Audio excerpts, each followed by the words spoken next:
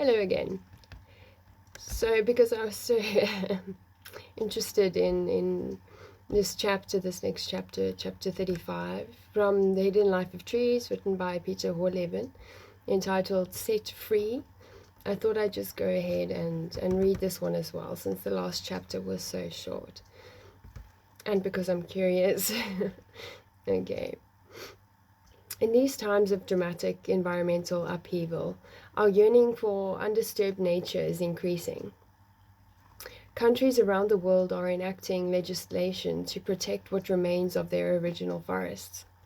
In the United Kingdom, the designation of ancient woodlands affords some protection to woodlands that have existed continuously since at least the 1600s. Often formerly the property of large estates, over their history they have been intensely managed for wood and wildlife, and so, although the wood itself may be ancient, the trees that grow there may not. In Australia, the term old-growth forest helps protect some ancient forests from logging, but as economic interests push back, arguments are inevitably raised about the precise meaning of the term. In the United States, forest preserves such as I don't like it when things are abbreviated in the most weirdest way, anyway, are the Adirondack and Catskill Parks in New York State. Keep economic interests out of the forests. According to the state constitution, the preserves shall be forever kept as wild forest lands, and the timber shall not be sold, removed, or destroyed. In the wilderness areas of these preserves, most structures are not allowed, power vehicles are banned, and chainsaws require special permits. Okay. What started as a measure to ensure excessive logging in the 19th century didn't lead to soil erosion and silting up of the economically important Erie Canal that has turned into a resource dedicated to the forest itself and visitors who leave no trace as they pass through. Even more remote is the Great Bear Rainforest in northern British Columbia, which covers almost 25,000 square miles along the rugged coast. Half of this area is forested, including about 8,900 square miles of old-growth trees. This primal forest is home to the rare spirit bear, which, although it is white, is not a polar bear but a black bear with white fur. I love that. First Nations in the area have been fighting since the 1990s to protect their homelands. On February the 1st, 2016, an agreement was announced to keep 85% of the forest unlogged, though it does allow for 15% of the trees, mostly old growth at low elevations, to be removed. After a long, hard struggle, some progress at least has been made in protecting this very special place. Chief Marilyn Slett, president of Coastal First Nations, is well aware of the forest's importance. Our leaders understand our well-being is connected to the well-being of our lands and waters. If we use our knowledge and our wisdom to look after them, they will look after us into the future. The Quechua of Sarayaku, Ecuador, see their forest as the most exalted expression of life itself. In densely populated Central Europe, the forest is the last refuge for people who want to let their spirits soar in landscapes untouched by human hand. But there really isn't any undisturbed nature left here. The old-growth forest disappeared centuries ago, first to the axes, and finally under the plows of our forefathers who were beset by famine. It's true that today, once again, there are large tree-covered areas next to settlements and fields, but these are plantations rather than forests. The trees are all the same species and the same age. Politicians are beginning to debate whether such plantings can really be called forests at all. There's consensus among German politicians that 5% of the forest should be left to their own devices so that they can become the old-growth forests of tomorrow. At first, this doesn't sound like much. and it's downright embarrassing when compared with states in tropical parts of the world, the ones we reproach for the lack of protection for their rainforests, but at least it's a start. Even if only 2% of the forests in Germany were freed from human interference, that's still more than 770 square miles. You can observe the free play of natural forces in such areas. In contrast to nature preserves, which are always carefully groomed, what would be preserved here would be doing absolutely nothing. In scientific terms, this is known as process conservation. And because nature is completely uninterested in what we humans want, the processes don't always progress as we would like them to. Basically, the more severely out of balance the protected area, the more intense the process of returning to undisturbed forest. The most extreme contrast would be a bare field followed by a home lawn that is mowed every week. I noticed this around our forest lodge too. There are always oak, beech, and birch seedlings popping up in the grass. If I didn't cut them off regularly, within 5 years I'd have a stand of young trees about 6 feet tall, and our little piece of paradise would disappear behind their foliage. In forested areas of Central Europe, it is the return of the spruce and pine plantation to ancient forest that is most dramatic. And it is precisely these forests that are often part of the newly established national parks, because people usually don't want to consolidate them with the ecologically more valuable deciduous forests. It doesn't really matter. The future old-growth forest is just as happy to develop from monoculture, as long as people don't meddle. The first drastic changes can be seen just after a few years. Usually it's the arrival of insects, such as tiny bark beetles, which can now proliferate and spread without hindrance. The conifers were originally planted in symmetrical rows in places that were too warm and too dry for them.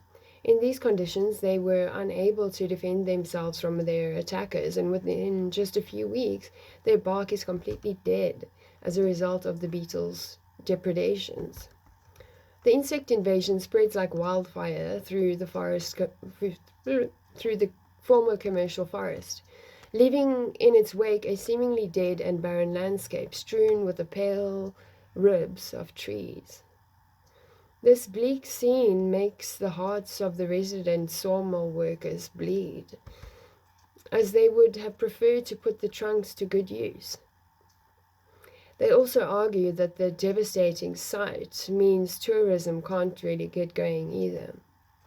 That's understandable if visitors come unprepared. They are expected to take a walk in what is supposedly an intact forest, and instead of seeing healthy green growth, they encounter a series of hillsides completely covered in dead trees. In the Bavarian National Forest alone, more than 20 square miles of spruce forest have died since 1995, about 1/4 of the total area of the park. Dead trunks are clearly more difficult for some visitors to bear than bald, empty spaces. Most national parks give in to the clamor of complaint and sell to sawmills the trees they have felled and removed from the forest to combat bark beetle infestations. This is a grave mistake, for the dead spruce and pines are the midwives to the new deciduous forest. They store water in their dead trunks, which help cool the hot summer air to a bearable temperature. When they fall over, the impenetrable barricade of trunks acts as a natural fence through which no deer can pass. Protected in this way, the small oaks, bird cherries, and beeches can grow up unbrowsed. And when one day the dead conifers rot, they can create valuable humus. But you don't have an established forest yet, because the young trees don't have any parents.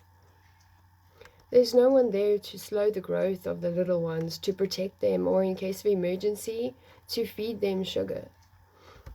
The first natural generation of trees in a national park, therefore, grows up more or less like the street kids. Even the mix of tree species is unnatural at first. The former coniferous plantation trees sow their seeds heavily before they depart, so spruce and pines and Douglas firs grow along with the beeches, oaks, and silver firs. It's at this point that officials usually get impatient. No question, if the conifers that have now fallen into disfavor were to be removed, the future old-growth forest would develop a bit more quickly. But once you understand that the first generation of trees is going to grow too quickly anyway, and therefore it is not going to get very old, and that the stable social structure of the forest is not going to be laid down until much later, then you can take a more relaxed view. The plantation trees growing in the mix will depart in less than 100 years because they will grow above the tops of the deciduous trees and stand unprotected in the path of storms that will ruthlessly uproot them. These first gaps will be vanquished by the second generation of deciduous trees, which can now grow up unprotected by the leafy canopy formed by their parents. Even if these parents themselves don't grow very old, they will still grow old enough to give their children a slow start. Once these youngsters reach an age of retirement, the future old-growth forest will have achieved equilibrium, and from then on, it will hardly change at all. It takes 500 years from the time a national park is established to get to this point. Had large areas of an old deciduous forest that had seen only modest commercial use been put under protection, it would have taken only 200 years to reach this stage. However, because all over Germany the forests chosen for protection are the forests that are far from their natural state, you have to allow a little more time from the tree's point of view, and a particularly intense restructuring phase for the first few decades. There's a common misconception about the appearance of old-growth forests in Europe, should they come to pass. Lay people often assume that shrubby growth will take over the landscape and forests will become impenetrable, where today the forests that predominate are at least partially accessible. Tomorrow, chaos will rule.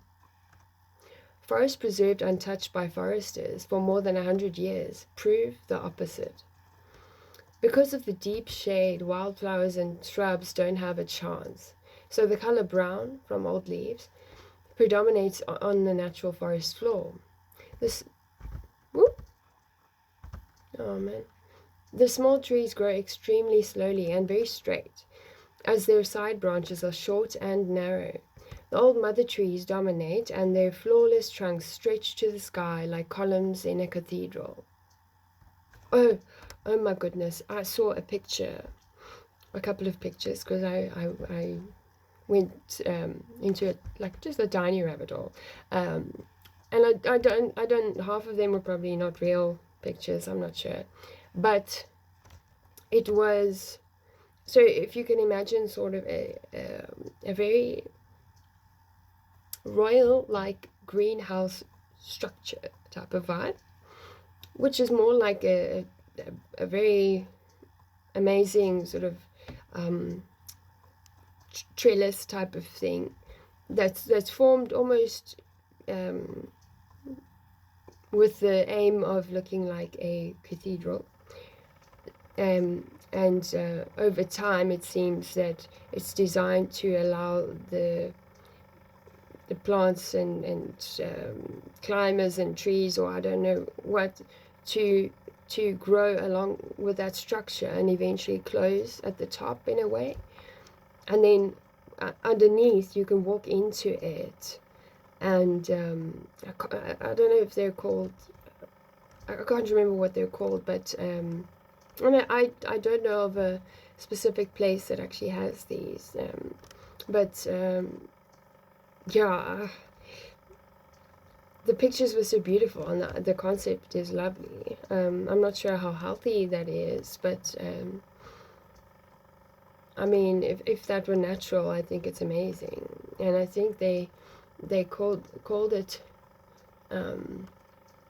something. Well, I can't remember what all the different names were, but it had this cathedral-like structure, and it was all sort of green growth and in a forest type of vibe, and it's just quite beautiful. Anyway, maybe I'll post something like that on my page later. Anyway, but just, yeah, imagine you walked into some forest cathedral church. Okay, that didn't give you much of a picture, but anyway. Okay. In contrast to this, there is much more light in managed forests because trees are constantly being removed. Grass and bushes grow in the gaps, and tangles of brambles prevent detours off the beaten path. When trees are felled and their crowns are left lying on the ground, the debris creates further obstacles.